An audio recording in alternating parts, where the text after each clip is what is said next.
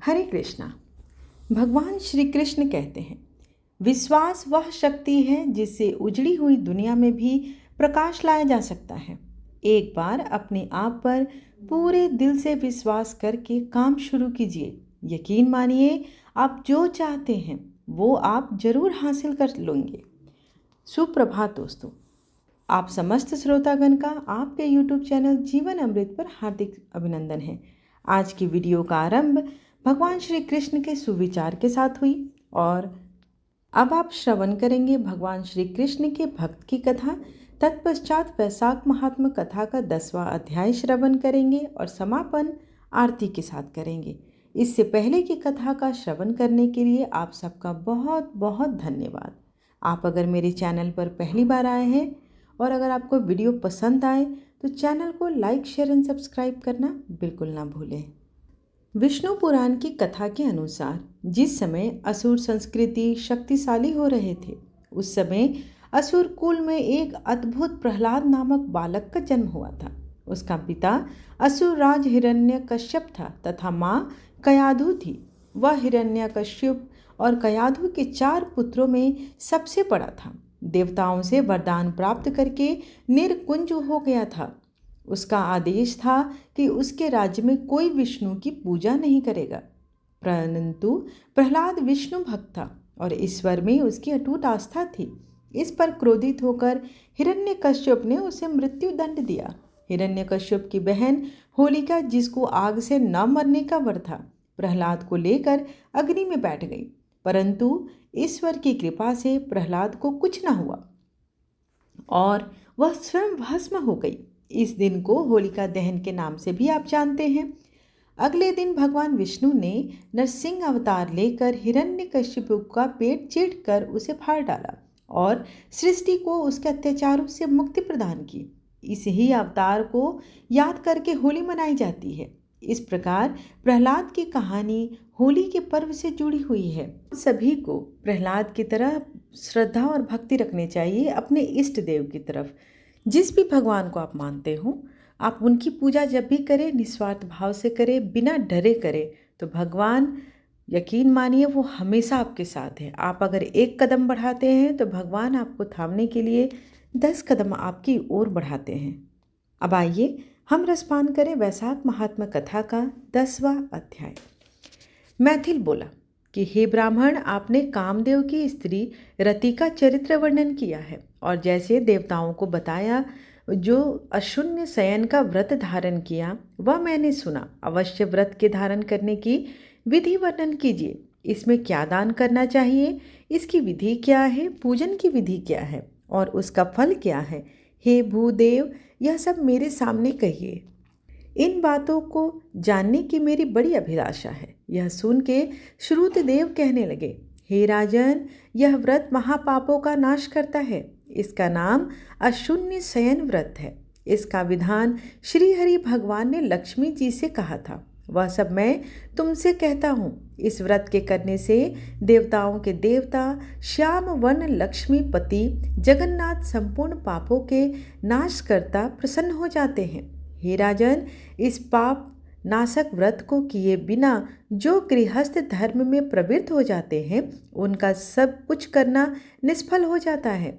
हे महापते, श्रावण शुक्ल द्वितीया के दिन इस अशून्य शयन नाम के सर्वोत्तम व्रत को धारण करें। चतुर्मास में ही वह सन अन्न भोजन करे। फिर चतुर्मास व्यतीत हो जाने पर सम्यक पारायण करे तथा लक्ष्मी नारायण का पूजन करे, पारायण करे और भक्ष्य भोजादि चारों ओर के भोजन करे। फिर किसी ब्राह्मण को उपाहन देवे, सोने अथवा चांदी की मनोहर मूर्ति बनवाएं, पीतांबर धारण करावे, सुंदर वनमाला से सजाएं तथा सफ़ेद पुष्प और सुगंधित द्रव्यों से पुरुषोत्तम भगवान का पूजन करें। तत्पश्चात ब्राह्मणों को सैया दान करे, वस्त्र दान दे, ब्राह्मण भोजन करावे, ब्राह्मण और ब्राह्मणी दोनों को संग भोजन करावे, दक्षिणा दे, पूजन करे। ऐसे नित्य प्रति 4 मास तक जनार्दन भगवान का पूजन करता रहे। फिर मार्गशीर्ष मासों में पूर्ववत हरि भगवान का पूजन करें। रक्तवर्ण हरि भगवान का रुक्मणी सहित ध्यान करें। ऐसे ही चैत्र से 4 मास तक हरि भगवान का पूजन करता रहे। भूमि पर आसन बिछा भक्ति से हरि भगवान का पूजन करे, जिनकी सनकादि ऋषिगण स्तुति करते हैं, और पाप नाशक इस व्रत को आषाढ़ की द्वितीया के दिन समाप्त करें। उस दिन अष्टाक्षर ओम नमो नारायणाय इस मंत्र से हवन करें। मार्गशीर्ष मासों में पुराणों में एक दिन विष्णु गायत्री नारायण विद्ये इस मंत्र से हवन करें, और चैत्र आदि मासों में सहस्त्र शीर्ष इस पुरुषोक्त के इस मंत्र से हवन करें। पंचामृत घीर घृतपक मालपुआ भोग के लिए करावे, उसे प्रतिमा के सन्मुख निवेदन करे। पहले लक्ष्मी नारायण को स्नान करावे, बीच में श्री कृष्ण महाराज की सोने की प्रतिमा दे, अंत में वाराह जी की चांदी की प्रतिमा दे। फिर केशव जी आदि नाम से ब्राह्मणों को भोजन करा। श्रद्धा के अनुसार 2 वस्त्र और अलंकार आदि से पूजन कर घी मालपुआ उपयानार्थ ब्राह्मण के निमित्त 12वें दिन फिर पूर्व कल्पित प्रतिमा को संपूर्ण अलंकारों से आभूषित कर आचार्य को दे और सैया का संकल्प करें। उसके ऊपर लक्ष्मी नारायण का विधिवत पूजन करें। कांसे के पात्र दे, फिर अपूर्व वस्त्र अलंकार और दक्षिणा सहित किसी उत्तम वैष्णव और कुटुंबी ब्राह्मण को दान दे। ब्राह्मण की विधिवत पूजा करे और ब्राह्मण भोजन करावे। दान मंत्र लक्ष्म्या अशून्य शयनम तथा तब जनार्दने हे जनार्दन, जैसी आपकी सैया लक्ष्मी से अशून्य है, वैसे ही हे केशव इस सैया दान से मेरी भी सैया अशून्य हो। इस प्रकार भगवान की प्रार्थना कर आप भोजन करें। पुरुष सौभाग्यवती स्त्री अथवा विधवा अशून्य शयन के निमित्त इस व्रत को अवश्य धारण करे। हे राजन, यह अशून्य शयन व्रत विस्तार पूर्वक मायने तेरे सामने वर्णन करता हूँ। हे राजन, यह अशून्य शयन व्रत विस्तार पूर्वक मायने में कह रहा हूँ, उसे ध्यान पूर्वक सुनो। इसके करने से भगवान जगन्नाथ प्रसन्न होते हैं। ऐसे भगवान के प्रसन्नता से देवताओं को दुर्लभ कार्यों की प्राप्ति होती है और अनेक प्रजाओं की वृद्धि होती है। इस कारण से जैसे बने यह व्रत करना चाहिए। जो मनुष्य विष्णु धाम में जाने की इच्छा करता है, उसको इस उत्तम व्रत को अवश्य करना चाहिए। अब यह सब वर्णन सुनो। अब तुझे और क्या सुनने की इच्छा है? यह सुन राजा ने फिर श्रुतजीव से पूछा, वैशाख में छत्रदान करने का क्या महात्म है? यह भी मुझे विस्तार पूर्वक बतलाइए, क्योंकि वैशाख के कर्तव्य शुभ कर्मों को सुनते मेरी तृप्ति नहीं होती। यशवर्धक और पुण्यवर्धक राजा के ऐसे वचन सुन श्रुतदेव जी महाभाग राजा से कहने लगे कि कोई धूप से व्याकुल महात्माओं को वैशाख में छत्री दान करते हैं, उनका अनंत फल मिलता है। यहाँ मैं एक प्राचीन इतिहास की कथा कहता हूँ। यह इतिहास वैशाख में किए छत्रदान की पुष्टि करता है। सतयुग में एक हेमकांत नाम का बंगाल का राजा था। यह कुशकेतु का पुत्र बड़ा बुद्धिमान बलवान था। वह एक दिन शिकार खेलता हुआ घने वन में चला गया। वहाँ अनेक प्रकार से मृग और सूकरों को मारता हुआ बहुत थक गया, तो दोपहर को मुनियों के आश्रम में पहुंचा। उस समय सतर्ची नाम ऋषि व्रत में मग्न समाधि लगाए ध्यान कर रहे थे। उनको यह भी मालूम न हुआ कि आश्रम में कौन है, अतः ऋषि ने राजा का उठकर सम्मान नहीं किया, ज्यों के त्यों निश्चल बैठे रहे। यह देख राजा क्रोध करके उन्हें मारने को उद्यत हुआ। तब ऋषि के 10 सहस्त्र ऋषियों ने उसे रोका और कहा, हे दुर्बुद्धे, सुन, हमारे गुरु समाधिस्थ हैं, उनको यह भी मालूम नहीं कि बाहर क्या हो रहा है, तू क्रोध करने योग्य नहीं है। जब शिष्यों ने यह कहा, तब क्रोध में विह्वल होकर कहने लगा, हे ब्राह्मणों, मैं थक गया हूँ, तुम ही मेरा आतिथ्य सत्कार करो। राजा के वचन सुनकर शिष्य बोले, हम भिक्षुक बिना गुरु की आज्ञा से क्या करें? हम तो गुरु के अधीन हैं, क्या आतिथ्य करें? शिष्यों के ऐसे प्रत्युत्तर सुन राजा ने उन्हें मारने के लिए धनुष उठा लिया। बोला, मैंने तुम्हारी दस्यु और पशुओं से अनेक बार रक्षा की है, मुझसे ही तो तुमने प्रतिग्रह लिया है, अब मुझे ही शिक्षा देते हो। ये महाकृतज्ञ अपने को बहुत बड़ा मानते हैं और ये भूल गए कि ये बड़े अन्यायी, इनके मारने में कुछ दोष नहीं। इस प्रकार अत्यंत क्रोध कर धनुष के बाण छोड़ने लगा। तब वे भागने लगे। उन्हें रोककर राजा ने उनमें से 3 शिष्यों को मार डाले। तो डर के मारे शेष सभी शिष्य आश्रम छोड़कर भाग गए। जब सब शिष्य भाग गए तब आश्रम में रखी हुई वस्तुओं को पाप बुद्धि से सैनिकों ने उन सब वस्तुओं को ले लिया और सबने खूब भोजन किया। इसमें राजा का भी अनुमोदन था। फिर सायंकाल के समय राजा सब सेना की टुकड़ी को संग लेकर पुरी आया। तब कुशकेतु ने अपने बेटे के दुष्ट व्यवहार को सुनकर बेटे की बहुत निंदा करके उसे पुर से बाहर निकाल दिया। हे राजन, क्षमाहीन पुरुष देश के शासन के योग्य नहीं होता। जब पिता ने उसे त्याग दिया तब राजा हेमकांत व्याकुल होकर गहन वन में चला गया। वहां उसे उन ब्राह्मणों की हत्या सताने लगी। यह गहन निर्जन वन में बहुत काल पर्यंत वास करता रहा और जीव जंतुओं को मार मार कर पेट भरने लगा। उन हत्याओं के पाप से उसकी कहीं भी स्थिति न हुई, जहाँ तहाँ मारा मारा फिरने लगा।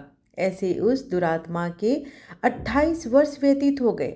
एक दंत तीर्थ यात्रा करते करते नामक मुनि वैशाख महीने में दोपहर के समय उस वन में चले गए। वह मुनीश्वर धूप से व्याकुल हो रहे थे, तृषा के मारे पीड़ित हो रहे थे। वहीं वृक्षहीन स्थान में वह ऋषि मूर्छित होकर गिर पड़े।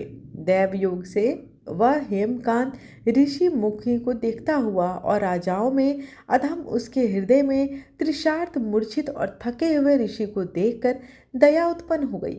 उनके ढाक के पत्तों की छतरी बना धूप निवारण के लिए मुनीश्वर के सिर पर लगाई और अलंबुका का जल दिया। इस उपचार से मुनीश्वर की मूर्छा चली गई और चेत कर सावधान हो छतरी के दिए हुए उस पत्ते के छत्र को देखकर इंद्रियों में बल आ जाने से धीरे धीरे किसी गांव में पहुंचे। इसी पुण्य के प्रभाव से उनकी 300 ब्रह्म हत्याएं क्षण भर में दूर हो गई और हेमकांत को बड़ा विस्मय हुआ। जो बहुआ प्राणियों को कुछ देता था, उसकी हत्या कैसे दूर हो गई? किसने दूर की? कहाँ गई और क्या हेतु है? इस प्रकार ब्रह्म हत्याओं से मुक्त होने की चिंता करने लगा। जब राजा उसी अज्ञान में पड़ा था, उस वनवासी महात्मा हेमकांत को लेने यम के दूत आए और उसका प्राण नष्ट करने के लिए संग्रहणी रोग उत्पन्न किया। जब वह प्राणों के वियोग में व्याकुल हुआ तब उसे 3 पुरुष दिखाई देने लगे, बड़े बड़े भयंकर यमदूत, जिनके सिर पर बाल ऊंचे खड़े थे। राजा को डराने लगे। तब अपने कर्मों को सोचता हुआ राजा मौन सानिध्य, तब उसी छत्रदान के प्रभाव से वह विष्णु भगवान का स्मरण करने लगा। तो विष्णु भगवान ने अपने महामंत्री विश्वसेन को आज्ञा दी, तुम जल्दी जाकर यमदूतों को रोको और वैशाख मास के धर्म निमित्त हेमकांत की रक्षा करो। वह निष्पाप है, मेरा भक्त है तथा मेरे कहे हुए वाक्यों से इसके पिता के पूर्व में जाकर इसके पिता कुशकेतु से कहो, यह तेरा पुत्र सब धर्मों से हीन तथा ब्रह्मचर्य आदि से रहित है। वैशाख के धर्म में निरत होने से मेरा प्यारा है, इसमें कोई भी संशय नहीं है। तेरे पुत्र ने बड़े पाप किए हैं, परंतु उसने धूप से व्याकुल मुनि की रक्षा की है। अतः वैशाख में छत्र दान करने से यह निस्संदेह निष्पाप हो गया है तथा उसी पुण्य के प्रभाव से वह शांत, जितेंद्रिय और चिरंजीव हो गया है। अब सुरता, उदारता आदि गुणों में तेरे समान हो गया है। अतएव तू ऐसे राज्य का भार सौंप दे। यह बलवान है। कुशकेतु राजा से यह भी कहना कि विष्णु भगवान की आज्ञा है। राजा को इस प्रकार समझा बुझाकर हेमकांत के पिता के पास पहुंचा और मेरे पास आ जाओ। भगवान की ऐसी आज्ञा पा महाबली विश्वसेन यमदूतों को भगाकर हेमकांत के पास पहुंचा और उसके शरीर को हाथ से स्पर्श किया। भगवान के पार्षद के शरीर स्पर्श करते ही उसकी सब व्याधि दूर हो गई। फिर विश्वसेन हेमकांत को अपने संग लेकर नगर को गया, जिसे देखकर कुशकेतु को बड़ा आश्चर्य हुआ और भक्तिपूर्वक सिर झुकाकर पृथ्वी में दंडवत कर भगवान के पार्षदों को घर के भीतर ले गया तथा अनेक प्रकार के स्तोत्रों से स्तुति कर अनेक उपचारों से पूजन किया। तब विश्वसेन प्रसन्न हो बोला, हेमकांत को आगे कर जो जो बात विष्णु भगवान से कही थी वही उसने उनसे कहा। कुशकेतु ने अपने पुत्र को राज्य सिंहासन पर बैठा दिया और आप विश्वसेन की आज्ञा अनुसार अपनी स्त्री सहित तप करने के लिए वन में चला गया। विष्णु भगवान के बाद श्वेतद्वीपीय को चला गया। तब राजा हेमकांत वैशाख मास में कहे हुए शुभ धर्मों को करता हुआ प्रति वर्ष ऐसे ऐसे धर्म करता रहा जिनसे विष्णु भगवान प्रसन्न हुए। ब्राह्मणों में भक्ति करने लगा, धर्म के मार्ग में स्थिति, शांत, दंत, जितेंद्र, संपूर्ण जीवों पर दयालु, संपूर्ण यज्ञों में दीक्षित, सर्व संपत्तियों से युक्त, पुत्र पौत्रादि से संपन्न होता हुआ फिर संपूर्ण भोगों को भोग कर विष्णु लोक को चला गया। वैशाख मास के धर्मों से अधिक कोई धर्म नहीं है। ये धर्म सुखपूर्वक होए और इनके करने से पुण्य भी बहुत होता है। ये धर्म पाप रूपी ईंधन को जलाने के लिए अग्नि के समान है। सुलभ या सुलभ तथा धर्म अर्थ काम मोक्ष रूप पुरुषार्थ तुष्ट का दाता भी है।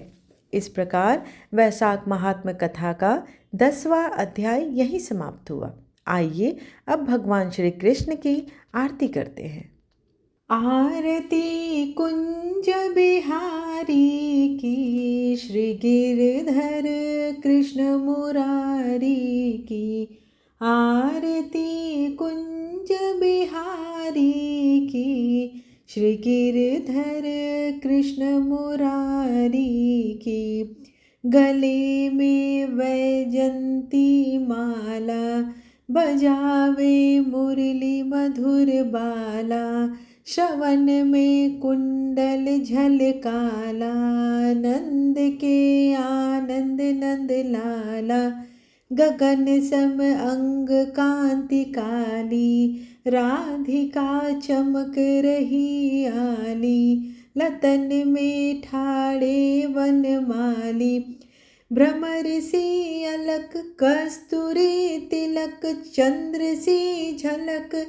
ललित छवि श्यामा प्यारी की, श्री गिरधर कृष्ण मुरारी की।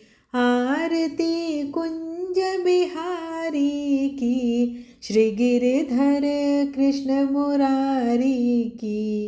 कनकमय मोर मुकुट बिल से, देवता दर्शन को तरसे। गगन सो सुमन राशि बरसे, बजे मोर चंग मधुर मृदंग। ग्वालिनी संग अतुल रति गोप कुमारी की, श्री गिरधर कृष्ण मुरारी की।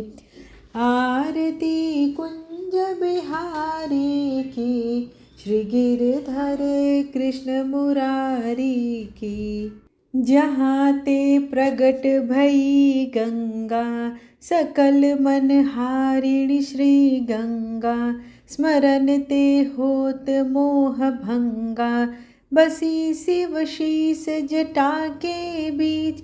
हरे अध कीच चरण छवि श्री बनवारी की, श्री गिरधर कृष्ण मुरारी की।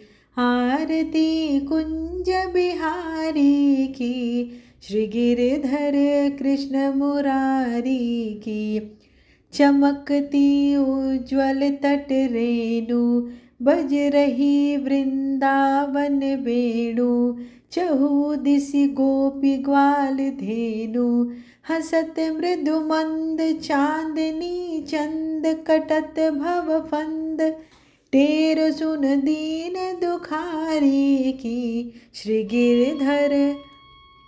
आरती कुंज बिहारी की, श्री गिरधर कृष्ण मुरारी की। आरती कुंज बिहारी की, श्री गिरधर कृष्ण मुरारी की। त्वमेव माता च पिता त्वमेव त्वमेव बन्धु च सखा त्वमेव त्वमेव विद्या द्रविणं त्वमेव त्वमेव सर्वं मम देव देव। आरतीं समर्पयामि। विष्णुदेवताय नमो नमः। आशा करती हूँ कि आपको आज की वीडियो पसंद आई हो। अगर आपको वीडियो पसंद आए, हमारी मेहनत पसंद आए, तो एक बार दिल से कमेंट बॉक्स में हरे कृष्ण अवश्य लिखें। और अगर आप मेरी चैनल पर पहली बार आए हैं, वीडियो पसंद आए तो चैनल को लाइक शेयर एंड सब्सक्राइब करें, ताकि मेरे आने वाली वीडियोस की नोटिफिकेशंस आपको मिल सके। अगर आपका कोई सुझाव है या आप कोई खास प्रकार की कथा श्रवण करना चाहते हैं, तो आप कमेंट में लिख सकते हैं। धन्यवाद।